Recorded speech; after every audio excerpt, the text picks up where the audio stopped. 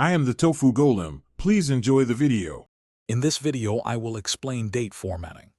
Consistent date formatting is crucial for clarity and avoiding confusion across different systems and regions.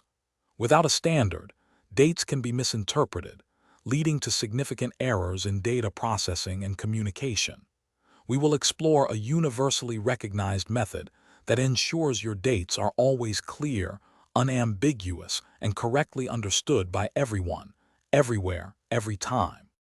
The international standard ISO 8601 provides a clear and unambiguous way to represent dates and times.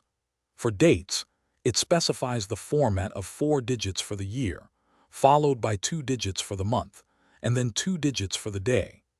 This structure, like 2025-09-23, eliminates common misunderstandings about month and day order.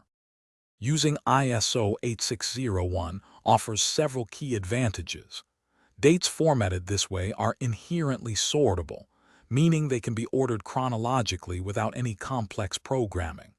This standard also resolves the common confusion between month-day-year and day-month-year formats, ensuring everyone interprets the date correctly. It is a robust choice for data integrity.